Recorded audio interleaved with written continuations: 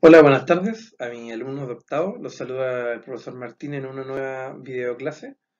Ya, esta va a ser la segunda clase o la segunda guía que vamos a hablar de la electricidad. Ya, la clase pasada vimos lo que eran conceptos básicos sobre los circuitos, etcétera, cosas como más domésticas.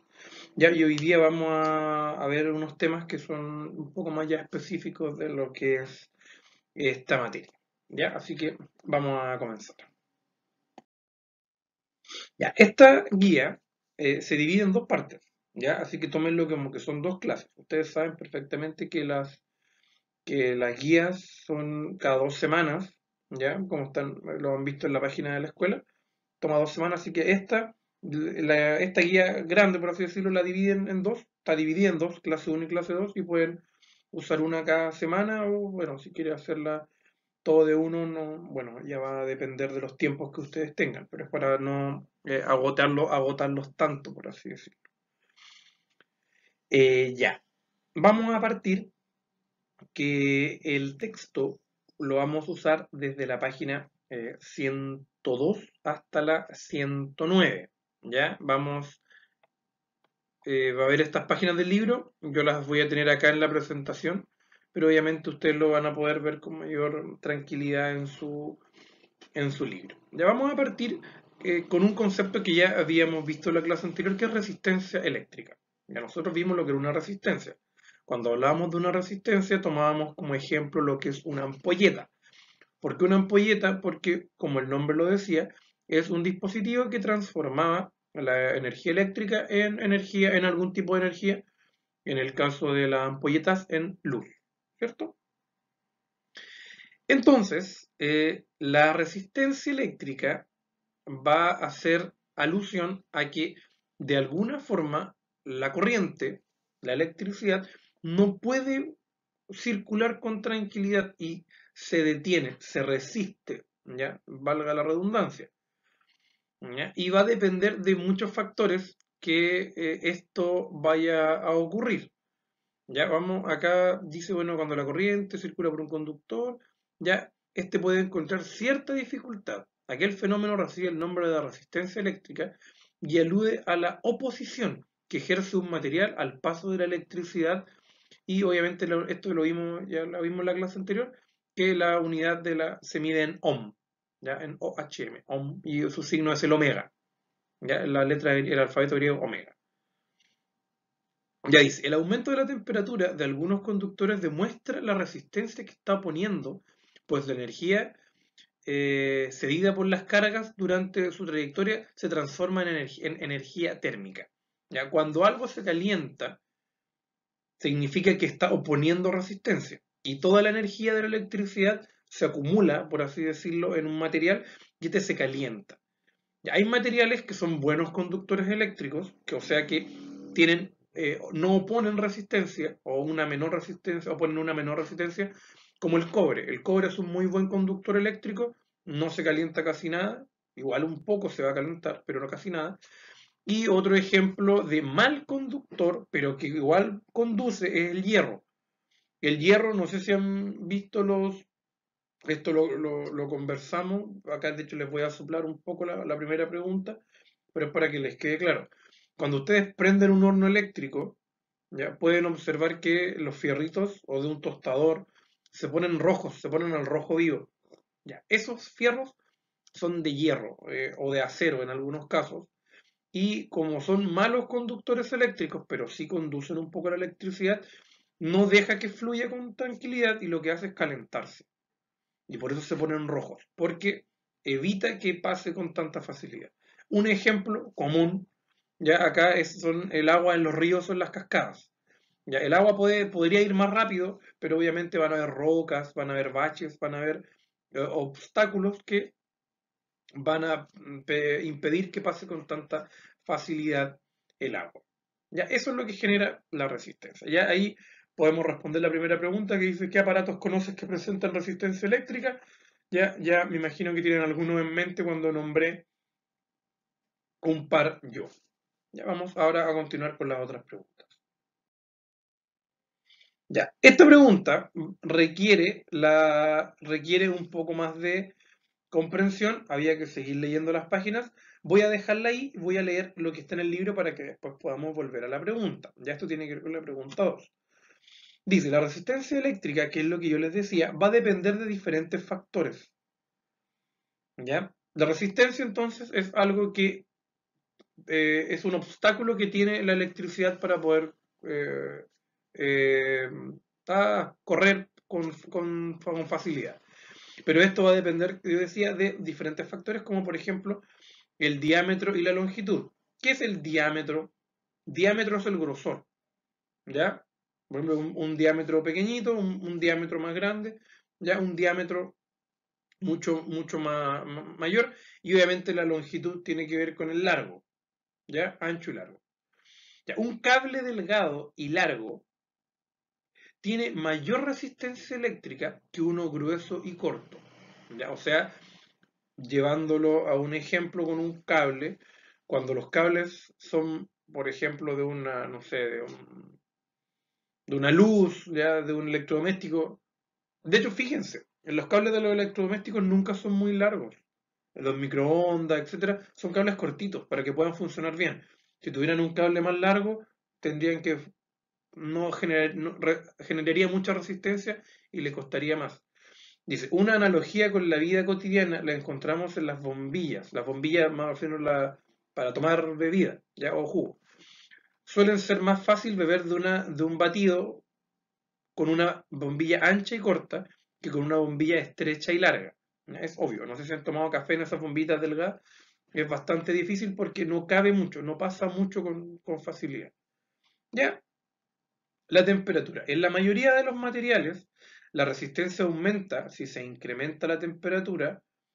Por el contrario, si disminuye la temperatura, entonces baja la resistencia eléctrica. Entonces, cuando las cosas están más frías, por así decirlo, obviamente no tiene tanta resistencia. Y si se calientan, entre más calientes están, más cuesta que las cosas puedan pasar con facilidad. Ya, ahora podemos ir a la pregunta. Dice, un grupo de alumnos de octavo debe decidir qué cargador de celular usar. ¿Ya? Una Francisca prefiere usar un cargador de cable grueso y corto. José, en cambio, prefiere usar un cargador delgado y corto.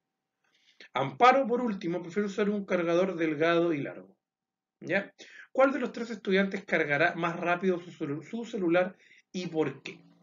¿Ya? Acá tienen que analizar todos los datos que tuvimos y obviamente sacar una conclusión. ¿Cuándo va a servir más un cable? ¿Ya? Algo importante, no por dejarlo de lado, es lo que yo les comentaba de la naturaleza de los materiales. Los materiales conductores son una familia de materiales, pero hay unos que son mejores que otros. Un conductor eléctrico como el cobre, dice, tiene una baja resistencia. En cambio, los aislantes, como el plástico o la madera, presentan una elevada resistencia. Por eso si yo con el plástico tal vez no me voy a electrocutar, pero el plástico se va a calentar, se puede derretir, la madera se puede quemar. No permite que la corriente pase, pero la energía queda ahí y lo calienta y lo puede destruir igual. ¿Ya? Vamos ahora a continuar. Ya. Vamos ahora a tomar otro concepto. Ya tenemos el concepto resistencia, ¿cierto? Vamos a pasar a otro concepto. ¿Cómo ven acá el tráfico? ¿Cómo ven acá? Esto está en el libro también. ¿Cómo ven esta imagen de los autos? Por un lado, vamos a tener un camino bastante despejado y por otro lado tenemos claramente un taco, ¿cierto? Ya, esto hace una analogía a lo que nosotros conocemos como intensidad. ¿Ya? El concepto de intensidad dice, tal como vemos en una autopista, transita cierto número de vehículos en un conductor me refiero, en un cable, circula una determinada cantidad de cargas eléctricas en un periodo de tiempo. Aquella magnitud se denomina intensidad. La intensidad es cuánta carga, cuánta electricidad pasa por el cable en cierto periodo de tiempo. ¿Ya? Dice, corresponde a la cantidad de carga que atraviesa una sección transversal de un conductor en un tiempo determinado. O sea, si por ejemplo, por un ejemplo, acá hay 10, 1, 8, 4, 5, 6, claro, acá hay 10. Estos 10 se demoran 10 segundos en pasar por un cable. Y por otro cable, los mismos 10 se demoran un segundo. Obviamente voy a saber cuál tiene es mejor conductor, ¿cierto? Dice, la unidad medida para la intensidad de la corriente se expresa en amperes. ¿Ya? O sea, entre más carga pasen, más electricidad pase en un cierto periodo de tiempo por un cable, la intensidad es mayor. El concepto ampere, ustedes que tal vez son más, bueno, son mucho más jóvenes que yo y que sus papás y que todo, ya, me imagino que usan las baterías externas. Esas las baterías para cargar celulares que son externas. Esas baterías se compran en miliamperes, ya, pero lo que hace es, tú puedes, entre más rápido y mejor va a cargar una batería, es entre más amperaje este tiene. Hay de 1000 que no cargan mucho, de 5000, de 10000, de 20000, de 50000, ya que puede cargar muy rápido un teléfono. Porque entre más alto es el valor del amperaje, más energía va a pasar por un mismo periodo de tiempo a través del cable. O sea, uno que tenga, no sé, 20.000 miliamperes es porque puede pasar muchísima energía y de manera rápida para cargar un teléfono rápido. Ya, si esto tiene muy poquito amperaje, se va a demorar mucho más en cargar. Ya, ese es el concepto de intensidad. ¿Cuántos, acá en el concepto, cuántos vehículos van a pasar en el mismo periodo de tiempo y cuántos no lo van a hacer? Acá, por ejemplo, obviamente acá la intensidad de esta vía es mucho mayor que la de esta, ya porque en un mismo periodo de tiempo acá va a pasar muchos más vehículos que no. Ya, para acompañar esto, tenemos otro concepto, ya, que vamos a hablar del voltaje. Tenemos entonces el concepto resistencia, el concepto intensidad y ahora vamos a pasar al concepto voltaje. El voltaje. En Chile, Chile es uno de los países, es un país que tiene un alto voltaje en su corriente. Usted, la mayoría de las cosas, no sé si han visto tal vez un cargador de celular, no sé si se han dado el trabajo de leer un cargador alguna vez en su vida, de las cosas que usan todo el tiempo. Ya dice normalmente el voltaje a lo que puede trabajar. ¿Ya? Dice, acá es un cargador Samsung normal de Android común y corriente, tiene una entrada aproximada de 100 a 240 volts. O sea que este transformador puede aceptar cargas desde 100 hasta 240. Si trabajara no sé, con menos de 100 no funcionaría, o si trabajara con con menos de 100 se quemaría el aparato, y con más de 240 no funcionaría porque no podría pasar tanta corriente, tanto voltaje. Ya, el voltaje es la presión, es la fuerza con la que la electricidad, las cargas van a salir. ¿Ya? Entre mayor voltaje, más energía va a salir, con más fuerza. ¿Ya? Acá, por ejemplo, bueno, acá dice que el voltaje dice se asemeja a la presión que empuja el agua por la tubería. ¿Ya? Entonces, por ejemplo, acá obviamente la presión es menor, entonces el voltaje es menor. En cambio, acá la presión es mayor, el agua sale con más fuerza, así que va a ser un mayor voltaje. ¿Ya? Esto del voltaje, no sé si algún familiar de usted, algún conocido, ha viajado a otros países. Hay otros países que tienen menores voltajes. México, por ejemplo, tiene menores voltajes. Y ahí ellos trabajan, creo que, si no me equivoco, con 100, ¿ya? Lo que es poquito. Por ende, cargar un teléfono, cargar el celular, se demora mucho más que acá en Chile. Porque como el voltaje es menor, hay menos presión, se está empujando con menos fuerza para que la electricidad pase. Pero por otro lado, si te da la corriente en México, si te electrocutas, es más probable que sobrevivas porque obviamente no va a salir con tanta fuerza. En cambio acá en Chile, 240 volts es bastante alto, ¿ya? Pero bueno, tiene sus pros y sus contras, ¿ya? Entonces ahora que ya estudiamos un poco y ustedes lo pueden leer y lo pueden ver con tranquilidad, con tus palabras van a definir intensidad, voltaje y resistencia. En la guía hay un cuadrito para cada uno para que ustedes con sus palabras le puedan dar una respuesta. Ya, ahora acá me voy a demorar un poco, esta clase va a quedar un poco más larga, pero es necesario. Ya, vamos a examinar las características de artefactos. ¿Ya? Ahora que ya vimos lo que son algunos conceptos sobre electricidad, vamos a llevarlos a práctica. Vamos a practicar con ellos. Y dice entonces la 4. Dice, teniendo, esta es la segunda parte, dice clase número 2, dice clarito ahí. Teniendo en conocimiento todos los datos que se pueden obtener, calcularemos el consumo eléctrico de nuestros electrodomésticos. Así sabremos cuánto gastan aproximadamente. Calcularemos esto con la fórmula energía es igual al potencial por el tiempo. Siempre usaremos el tiempo en una hora al comienzo y a menos que obviamente queramos otro valor. ¿Ya? Siempre su mamá o su papá o alguien o una abuela les va a decir que ven mucha tele y están gastando mucha luz. ¿Ya? Eso ustedes lo van a poder llevar a práctica ahora y demostrarles que el hervidor, el tostador, la estufa eléctrica, el secador de pelo gastan mucha más luz que tener la tele encendida o algunos otros aparatos eléctricos. Entonces lo van a poder calcular así de manera empírica, van a tener el dato bruto. Entonces lo primero que van a hacer es investigar o buscar 5 electrodomésticos o aparatos eléctricos y buscarles la potencia. Ya, muchas veces los aparatos vienen con unos carteles que te dicen la potencia cuando trabajas. O si uno compra una juguera de repente, en la caja te dice, funciona un microondas 800 watts, no sé cuántos watts, 1000 watts, ¿ya? Te dice. Si no, si no se lo sabe, puede buscar en internet potencia, por ejemplo, refrigerador, potencia televisor LG, potencia de computador HP, no sé. Ya pueden ustedes buscar eso y tener un aproximado, no ser tan exacto, pero tener ese valor. Ya, una vez que tengan ese valor, que por ejemplo acá en el libro salen ejemplos, el refrigerador, la tele, ese es como una estufa ventilador o un ventilador y un computador, ya, ese valor ustedes lo van a tener en watts, 200 W. Pero para calcular la potencia hay que pasarlo a kilowatts. Entonces lo primero que van a hacer después de tener el valor es dividirlo por 1000. ¿Ya? Entonces si tenían 200, ahora van a tener 0,2. Si tenían 160, van a tener 0,16. Ya van a achicar los valores para que quede en kilowatt. Cualquier valor en watt que tengan va a pasar a kilowatt. Si el valor lo tenían en kilowatt, lo dejan así. ¿Ya? ¿Cómo saber qué es kilowatt? En la unidad ya no es la W, ahora es kW. ¿Ya?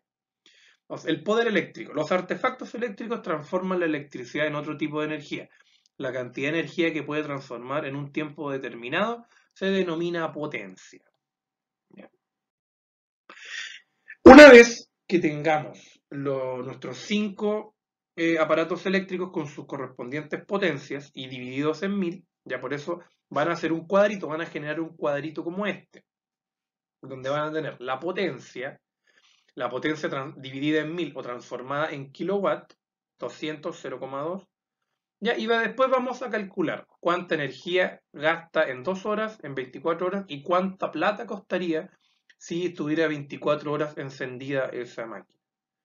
Ya, entonces yo les voy a dar unos datos súper importantes. Por ejemplo, en Chile, este año, el valor, esto es aproximado, ¿ya? Pero es una generalidad, es lo más cercano.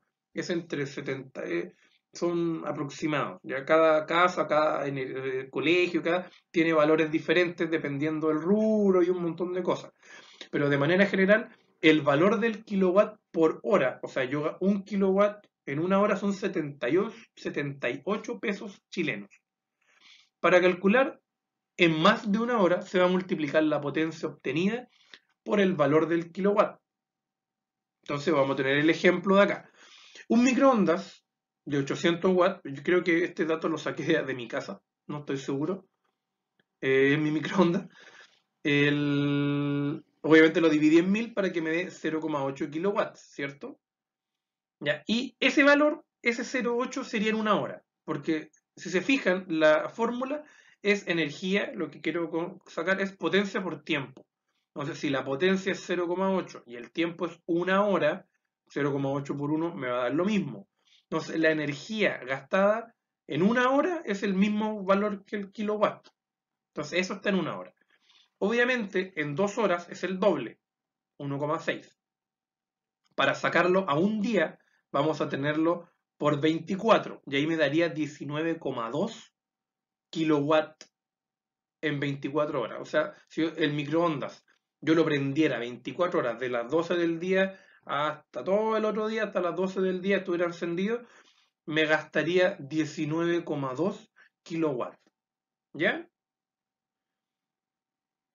Y obviamente ese 19,2 kilowatts lo van a multiplicar por 78, porque es el valor del kilowatt por hora.